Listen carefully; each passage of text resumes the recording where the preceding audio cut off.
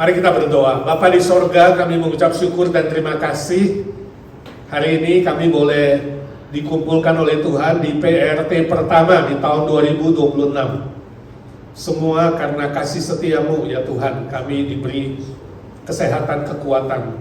Boleh hadir di rumah Tuhan, bersekutu dengan teman-teman, memuji Tuhan, mendengarkan kesaksian-kesaksian yang menunjukkan Tuhan adalah Tuhan yang setia, yang hidup, yang tidak pernah meninggalkan pekerjaan Tuhan. Dan juga kami boleh belajar firman-Mu. Tuhan, siapkan hati pikiran kami belajar firman-Mu, dan pakailah hamba-Mu yang lemah, hina, dan terbatas ini, jadikan dia saluran berkat buat kami sekalian.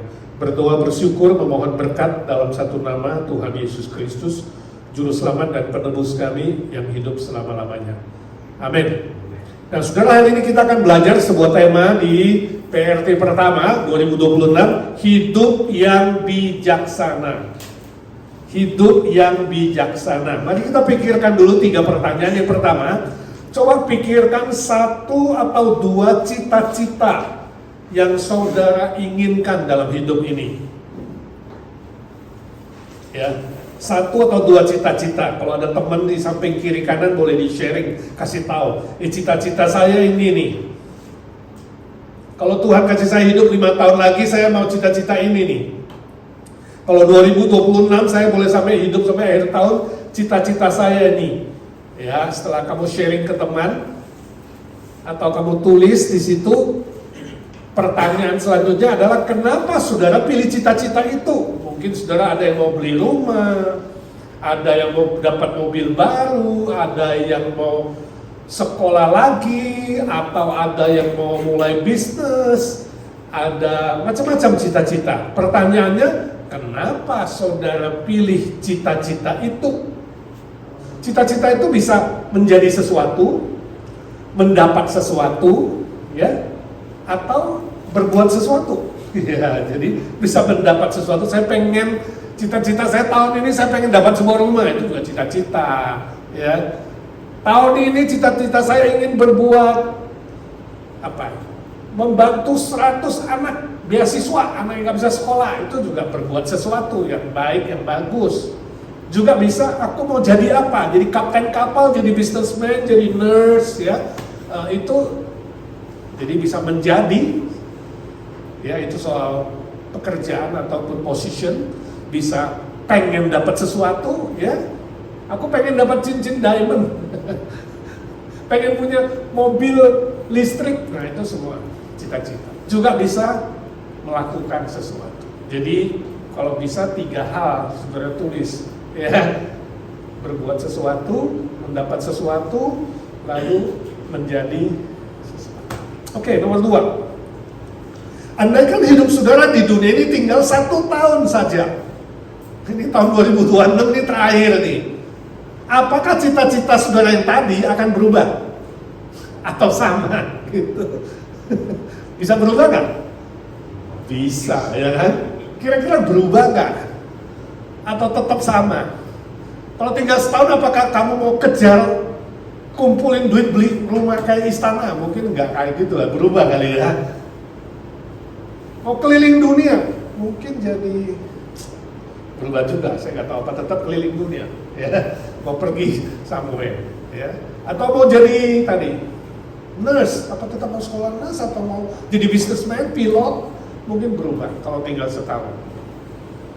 Ya, ini juga menjadi sebuah pertanyaan yang perlu dipikirkan, ya, sebab kita tidak tahu hari besok. Ketiga, apa yang akan saudara lakukan untuk meraih cita-cita saudara? Katakanlah tadi ada cita-citanya 1 atau 2 atau 3. Apa yang akan saudara lakukan? Harus ada action plan. Jadi setelah ada cita-cita, ada planningnya nih. Ya, minggu pertama bikin ini, bulan pertama melakukan ini, bulan kedua sampai akhirnya 1 tahun misalnya targetnya. Jadi ada sesuatu yang saudara planning. Penting sekali, cita-cita dan rencana itu tak terpisahkan. Nah, menurut saudara, hal-hal apa yang dapat menghalangi saudara untuk mencapai cita-cita itu? Tadi sudah ada planning, ini kira-kira hal apa yang bisa menghalangi cita-cita saudara ya? Nah, saya ingin ajak saudara flashback 2025. 2025 tahun Lalu mungkin di awal bulan saudara juga punya cita-cita. Tahu-tahu sampai bulan Desember kan selesai nih. Tercapai nggak? Ya. Waduh, nggak tercapai Pak. Cuma tercapai 20%, 30%, ya. Wah, gagal nih tahun lalu ini. Atau sukses, ya. Kalau sukses berarti bagus, planning saudara, action plan saudara itu terlaksana. Tapi kalau kata tercapai, nah ini jawabannya di sini nih. Hal-hal apa yang menghalangi saudara tahun lalu sehingga tidak tercapai? Misalnya tiba-tiba bulan kedua udah males, atau makin gembos semangatnya. Januari, angot-angot, lalu pus, makin mungkin, ya kan? Mungkin karena godaan teman-teman, tergoda, akhirnya cita-citanya bias, belok. Mungkin daya tarik dunia, mungkin dapat pacar baru, jadi terpengaruh juga. Saya nggak tahu apa. Saudara tulis halangan-halangan apa aja. Hobi bisa menghalangi, ya kan? Kemalasan, kejenuhan, pencobaan hidup, sakit penyakit, apalagi. Jadi saudara catat semua itu. Untuk apa? Untuk nanti waktu saudara melakukan planning dan berjalan ke depan itu, saudara mulai hati-hati. Oh, ini ada halangan ini, kayak batu-batu kerikil nih di depan gue nih. Mulai males nih, ya. Aduh, pusing kepala, minggu lagi, aduh mau ke gereja nggak ya? Kayaknya lebih mending tidur aja deh, pilih tidur, biasanya kan gitu. Tapi kalau Senin pusingnya tambah, kerja nggak ya? Aduh, kalau nggak kerja gimana ya, nggak dapat duit sih? Ini sebuah cobaan menurut saya sih, ya kan? Terlalu gampang kita untuk hal-hal yang rohani itu quit. Ya, hal rohani itu cepat menyerah. Tapi kalau begitu duit, waduh, walau sakitnya nambah. Saudara berjuang mati-matian. Apakah ini konsep yang betul? Nah, ini kan saudara perlu perbaiki, ya. Nah, itu dengan menulis halangan-halangan yang pernah saudara hadapi pada masa yang lalu akan menolong saudara lebih bagus lagi menghadapi halangan-halangan yang ada di depan di tahun 2026 ini. Amin. Setuju? Baru sekarang kita belajar firman Tuhan. Kita lihat apa yang diajarkan Tuhan, bagaimana hidup yang bijaksana. Mazmur 90 adalah mazmur yang ditulis oleh Musa, Nabi Musa. Dia menuliskan firman Tuhan. Mazmur 90 ayat 1 sampai 6, kemudian kita baca ayat 12. Ya, kalau saudara nanti punya waktu baca seluruhnya di rumah. Mazmur 91 sampai 6, lalu 12. 1, 2, 3. Doa Musa, abdi Allah. Tuhan, Engkaulah tempat perteduhan kami turun-temurun. Sebelum gunung-gunung dilahirkan dan bumi dan dunia diperanakkan, bahkan dari selama-lamanya sampai selama-lamanya, Engkaulah Allah. Engkau mengembalikan manusia kepada debu dan berkata, kembalilah hai anak-anak manusia, sebab di matamu 1000 tahun sama seperti hari kemarin apabila berlalu, atau seperti suatu giliran jaga di waktu malam. Engkau menghanyutkan manusia, mereka seperti mimpi, seperti rumput yang bertumbuh. Di waktu pagi berkembang dan bertumbuh, di waktu petang lisut dan layu. 12. Ajarlah kami menghitung hari-hari kami sedemikian, hingga kami beroleh hati yang bijaksana. Nah, saudara, dari firman Tuhan yang ditulis Musa, kita dapat pelajari beberapa kebenaran tentang kehidupan manusia itu. Kehidupan kita, yaitu A. Hidup manusia itu ibarat debu, ayat 3. Artinya sangat lemah dan rapuh. Debu itu lemah, ditiup aja hilang, ya, dikibas aja hilang, sangat lemah dan rapuh, gampang pecah, ya, fragile, gampang retak, disenggol sedikit sudah pecah, ya. Itu manusia. Jadi jangan terlalu berharap pada manusia, sebab manusia itu apa? Sangat-sangat lemah, termasuk diri sendiri. Jangan angkuh atau sombong seolah-olah diri Superman. Gak ada Superman. Yang ada apa? Debu. Superman pun kita tahu akhirnya dia sakit lumpuh, betul gak? Yang pemain film Superman, B. Hidup manusia itu ibarat satu giliran jaga malam. Artinya, ini ayat 4 ya, satu giliran jaga malam saja. Artinya apa? Sangat singkat, pendek. Jaga malam berapa jam? Siapa yang pernah jaga malam? Sis Kamling, 8 jam. Jangan cuma 6 jam, mulainya jam 12, bangun teng jam 6 selesai. Cepat sekali, tahu-tahu fajar udah menyingsing. Itulah hidup. Sangat pendek. Gak ada yang tahu umur berapa di bumi ini. Gak ada yang bisa tebak. Tahu-tahu udah pergi begitu saja. Ya, sangat pendek. Jadi jangan pikir saya mau hidup 1000 tahun lagi. Seolah-olah waduh ini saya nanti begini. Waduh, ada orang yang bisa anggap dia gak bakal mati-mati. Tahu-tahu game over, ya, gak siap. Harus siap kalau singkat. C. Hidup manusia itu ibarat ayat ke-5a, apa? Mimpi. Artinya apa kalau mimpi? Kosong, hampa.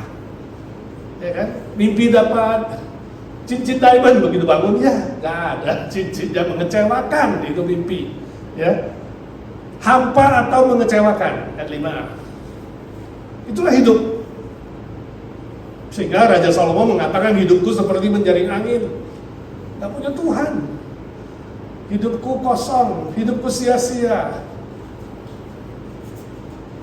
Sebab apa? Hati manusia terlalu besar untuk bisa diisi dengan apapun.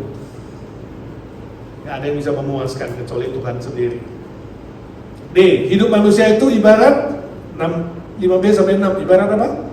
Rumput. Rumput itu apa artinya? Pagi ada, sore sudah layu, artinya sementara. Nggak ada yang abadi di bumi ini, ya. Semua sementara, kekayaan sementara, duit sementara, kecantikan sementara, ya kan?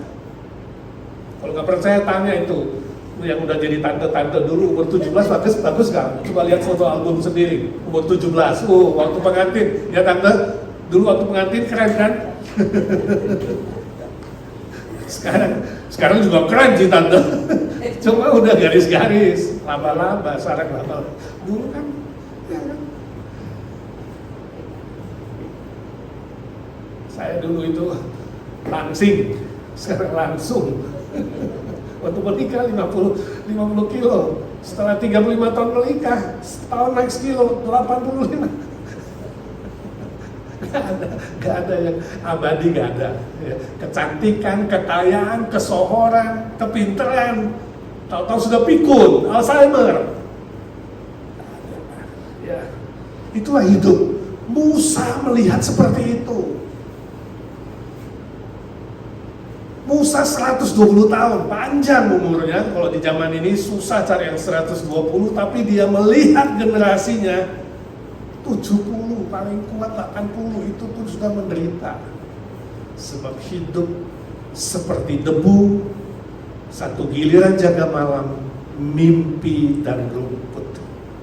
Nah, permisi tanya, sepanjang tahun 2025, dapatkah hidup saudara dikategorikan sebagai hidup yang bijaksana? Ketika Musa mengatakan ajarlah kami menghitung hari sehingga punya hati yang bijaksana. Sebab hidup itu begitu singkat, begitu rapuh, begitu sementara.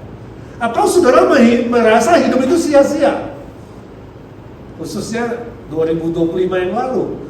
Saudara cukup bijaksana atau kurang bijaksana sehingga hidup 2025 saudara tahun lalu ya boleh dibilang gagal, sia-sia, mengecewakan, ya. Apakah cita-cita saudara di tahun 2025 tercapai dengan baik dan benar atau tidak? Atau saudara merasa ya so-so lah, Pak, so-so, setengah-setengah, ya sedang-sedang gitu ya, cukup berhasil, ada naik turunnya, ups and down. Gak ada seorang pun yang tahu hari besok. Sebab itu saudaraku, jalanilah setiap hari dengan bijaksana dalam semua aspek. Kadang-kadang kita pikir cita-cita itu hanya soal keuangan saja, finansial, padahal semua aspek. Ya, pribadi saudara, keluarga saudara, studi, pekerjaan, karakter. Bertumbuh gak karakternya? Makin dewasa apa makin seperti anak kecil? Ya, makin tough, makin kuat atau makin cengeng. Pergaulan, makin baik atau makin gak baik pergaulannya. Tambah teman atau tambah musuh. Kerohanian, makin mengasihi Tuhan, makin melayani Tuhan, ya, dalam pelayanan. Itu semua harus seimbang. Seimbang, baik dan benar. Ibarat Paulus berkata di Efesus 5 ayat 14-17, ya, hidup itu pendek dan kesempatan yang diberikan Tuhan itu segera akan berlalu dan jahat. Sebab itu pergunakanlah waktu yang ada. Sebab waktu bukan uang. Waktu adalah, bagi orang percaya, waktu adalah nilai-nilai kekal. Kalau dalam cita-cita saudara tidak bisa menghasilkan nilai-nilai kekal, dapat dikategorikan tidak bijaksana. Ya. Nah, keempat kebenaran di atas mengingatkan kita agar menjalani hidup yang bijaksana sesuai dengan doa Musa. Ayat 12 itu doa Musa. Ya, kesimpulan ayat 12 dari ayat 1-11. Ajarlah kami Tuhan menghitung hari-hari kami sedemikian hingga kami beroleh hati yang bijaksana. Istilah ajarlah kami menghitung hari-hari kami artinya apa? Mengelola waktu, memanage waktu yang Tuhan kasih, yang karuniakan kepada kita ketika kita masih bernafas di muka bumi ini. Itu kuncinya. Jadi untuk menentukan seseorang bijaksana atau bodoh, kita melihat bagaimana dia memanage waktunya, bukan melihat IQ-nya. Bijaksana gak tergantung IQ, bukan melihat kesalehannya. Banyak orang saleh gak bijaksana, bukan melihat gelarnya. Banyak orang gelar punya banyak gelar gak bijaksana, justru blunder. Ya, bukan kekayaannya, banyak orang kaya juga blunder. Tapi bijaksana tidak atau tidak itu dilihat dari bagaimana dia manage waktunya, mengelola waktu yang Tuhan kasih. Apakah menghasilkan nilai-nilai kekal di hadapan Tuhan? Apakah diperhitungkan sebagai waktu yang diperkenan oleh Tuhan dan memuliakan nama Tuhan? Nah, kita akan belajar bagaimana mengelola waktu dengan bijaksana. Saya harap ini menjadi pelajaran pertama memasuki 2026 ini. Kita semua diberi bijaksana, memanage, mengelola waktu yang Tuhan kasih kepada kita. Berapapun panjangnya, saya tidak tahu. Yang pasti, tugas kita adalah mengelola dengan baik. Jadi bagaimana kita mengelola waktu dengan bijaksana? Melakukan sesuatu walaupun kecil. Jadi gak boleh do nothing, gak boleh. Orang bodoh selalu diam berpangku tangan. Aku gak mau ngapa-ngapain deh. Tahun ini tahun diam, gak mau ngapa-ngapain. Gue udah kesel, gue udah jenuh, gue udah benci, gue udah males, gue udah pasif, kapok. Nah itu buang, itu semua sikap-sikap orang yang bodoh. Orang yang bijak selalu melakukan sesuatu walaupun kecil. Jadi setiap bangun pagi, saudara doa sama Tuhan, Tuhan, I want to do something. Tuhan, kalau kasih saya satu hari ini, aku ingin melakukan sesuatu, Tuhan. Aku gak mau jadi orang yang malas hanya berpangku tangan, melipat tangan. Ya, karena Engkau memberi aku waktu. Aku mau isi waktuku. Do something, bukan do nothing. B, melakukan sesuatu yang benar. Nah, jadi bukan hanya melakukan sesuatu, maling juga melakukan sesuatu, tapi melakukan sesuatu yang benar. Orang bodoh melakukan sesuatu yang tidak seharusnya, yang tidak benar. Jadi kalau mau melakukan sesuatu, lakukan sesuatu yang harus dilakukan. Jangan melakukan sesuatu yang tidak harus, yang tidak benar. Jadi lakukanlah yang benar, yang baik, yang seharusnya lah, itu yang pantas, yang patut dilakukan. Yang nggak patut jangan. Itu bijaksana. C, melakukan sesuatu yang benar tadi, ini lanjutan ini, dengan segenap hati. Jadi kalau mau bantu orang, bantulah segenap hati. Kalau mau melayani, melayanilah dengan segenap hati.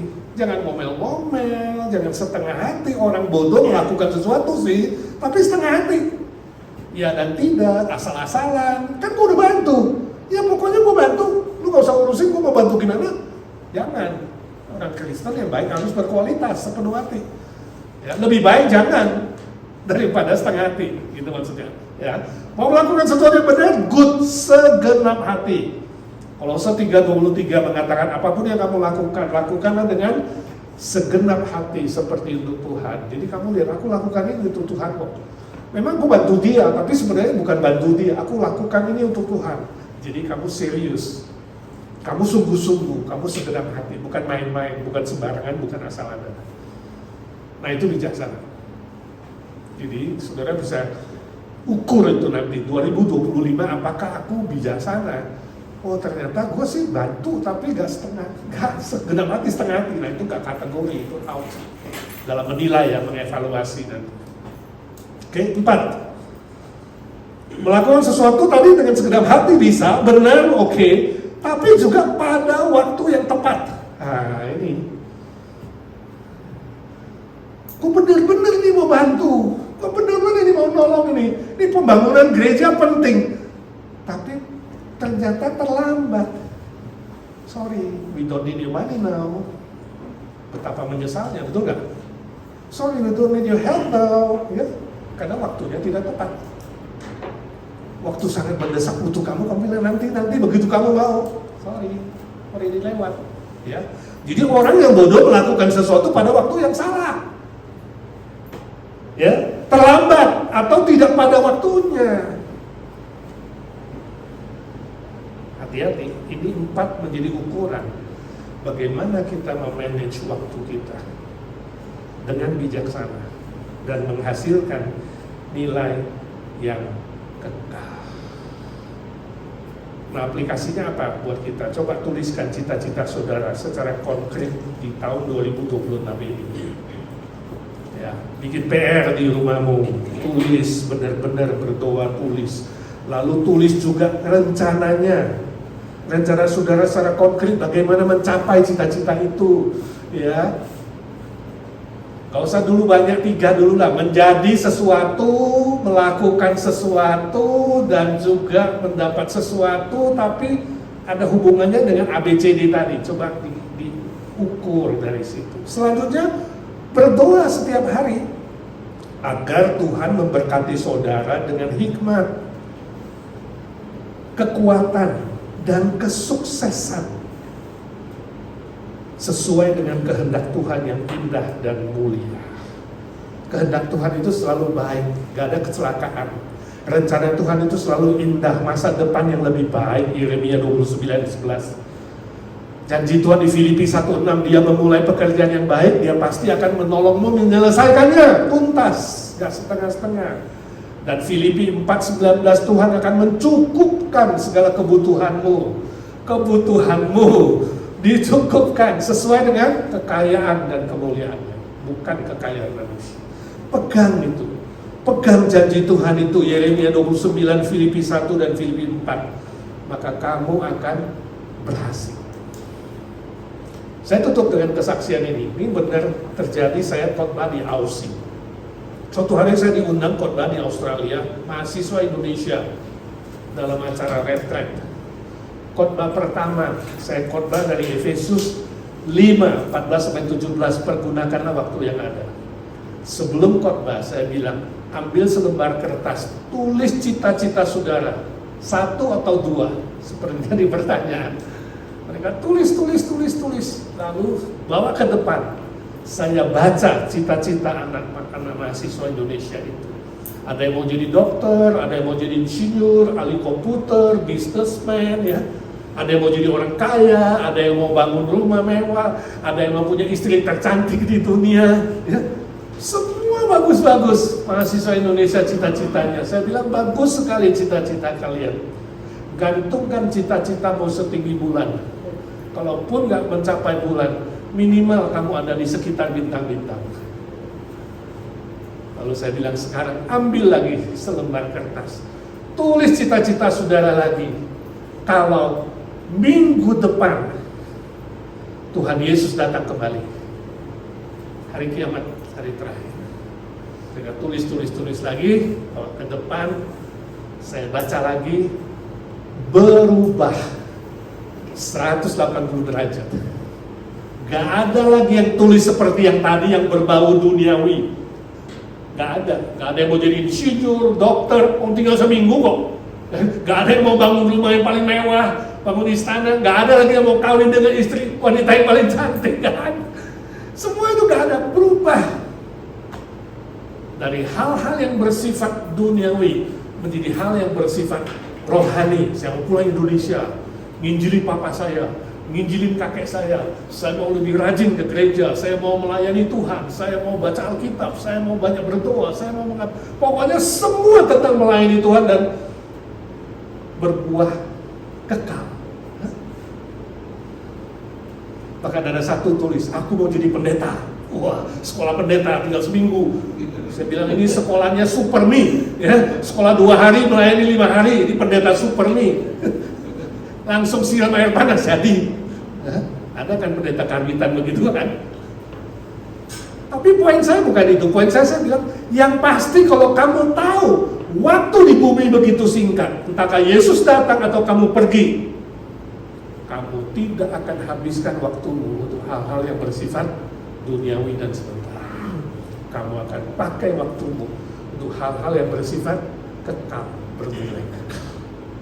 Saya tidak tahu berapa lama kita hidup di bumi ini. Saya tidak tahu apakah kita bisa hidup sampai 31 Desember nanti. Tapi yang pasti saya tahu, Tuhan akan memberkatimu kalau kamu minta hati yang bijaksana untuk mengelola waktumu. Jangan sia-siakan waktu yang ada. Pergunakan waktu yang ada. Sebab hari-hari ini ada iblis yang jahat, ada dunia yang menarik, ada kedaginganmu yang mencobaimu, sehingga kamu lupa seolah-olah gak akan mati, seolah-olah hidup masih panjang, dan kamu habiskan waktumu untuk hal yang sia-sia. Amin? Jangan.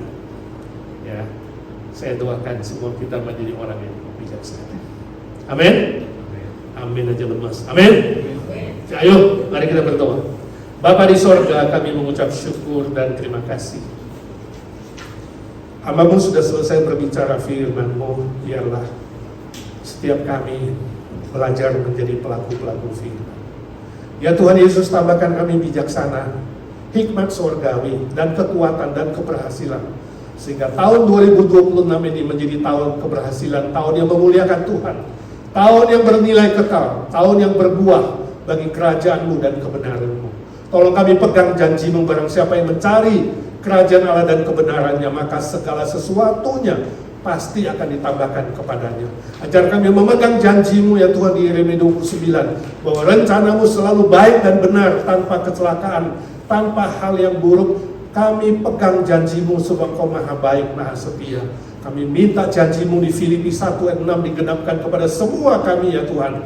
Engkau memulai pekerjaan yang baik, Engkau meneruskannya, menggenapinya, memberkatinya, dan bertanggung jawab sampai tuntas pada akhirnya. Kami juga minta janji-Mu di Filipi 4 ayat 19, bahwa semua kebutuhan kami Tuhan pasti cukupkan dengan kekayaan dan kemuliaan Tuhan. Terima kasih Tuhan untuk janji firman-Mu. Biarlah firman-Mu mendarah daging di dalam hidup kami, dan kami menghidupinya, mentaatinya, maka kami akan melihat hasilnya: sukacita, damai sejahtera, keberhasilan, keberuntungan, dan kebahagiaan. Dalam nama Tuhan Yesus Kristus kami berdoa dan memohon berkat Tuhan. Amin.